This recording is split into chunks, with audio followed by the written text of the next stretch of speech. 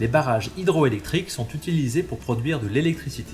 Dans certaines conditions, ils doivent être vidangés, notamment lorsqu'une inspection des organes de sécurité ou des travaux sont nécessaires. Intéressons-nous au suivi de vidange avec pour exemple le barrage de l'Auze. L'opération vise donc à vider le barrage à la période la plus facile, c'est-à-dire lorsque les débits entrants sont faibles, afin de faciliter l'abaissement et de placer l'opération dans la meilleure période possible, afin d'éviter qu'il ne se remplisse à la moindre crue. En matière d'environnement, l'enjeu se trouve à plusieurs niveaux. Tout d'abord, les températures élevées de l'été peuvent être pénalisantes pour la faune en aval. En outre, les fortes températures induisent une diminution de l'oxygène.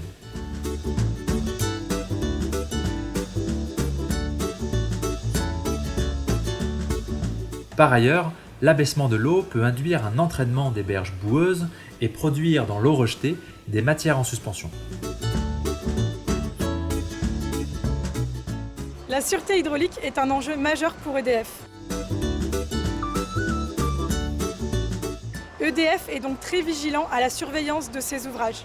Et dans ce cadre-là, il est parfois nécessaire de vidanger la retenue, d'abaisser son niveau pour pouvoir réaliser des examens techniques complets donc tous les 10 ans ou alors pour réaliser des opérations de maintenance, réaliser des chantiers. Donc il faut savoir que ces vidanges sont réalisées tout le temps en été, en période d'étiage et la vidange se fait de manière très progressive, très lente pour éviter le transit de sédiments à l'aval. Alors une procédure de vidange va être régie par un arrêté préfectoral.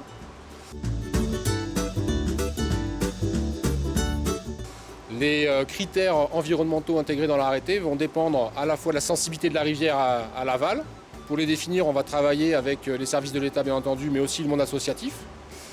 Et en même temps, on va utiliser le retour d'expérience des précédentes opérations afin d'améliorer notre façon de faire, notre protocole, et ainsi limiter l'impact environnemental.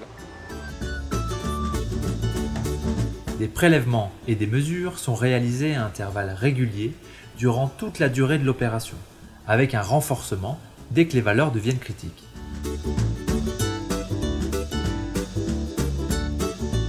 Pendant une vidange, les paramètres évoluent peu et de manière non progressive jusqu'à la phase la plus critique, que l'on appelle passage du culot, généralement chargé en matière en suspension et pauvre en oxygène.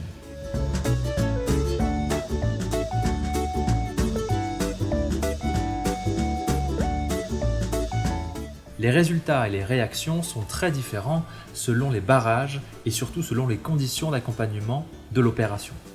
On observe par exemple qu'en 2018, grâce à la dérivation temporaire des eaux de la rivière, il y a eu une très faible diminution de l'oxygène. Et qui plus est, cette année-là, il n'y a pas eu de pic pour les matières en suspension. Ainsi, la dérivation d'une eau fraîche, translucide et oxygénée depuis l'amont facilite grandement les vidanges via une meilleure gestion des niveaux, une limitation de l'entraînement des berges et une dilution en aval.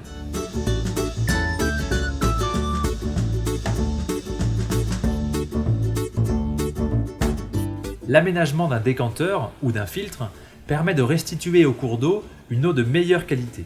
C'est ce que l'on observe sur ces opérations successives où la mise en place progressive des aménagements a considérablement amélioré la réalisation des opérations.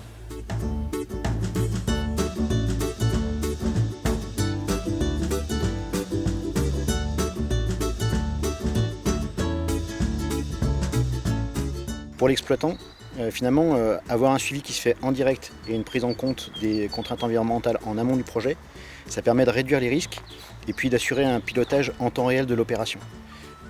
C'est plus simple pour obtenir des garanties à la fois sur la bonne réalisation de l'opération et le respect des contraintes réglementaires en matière environnementale.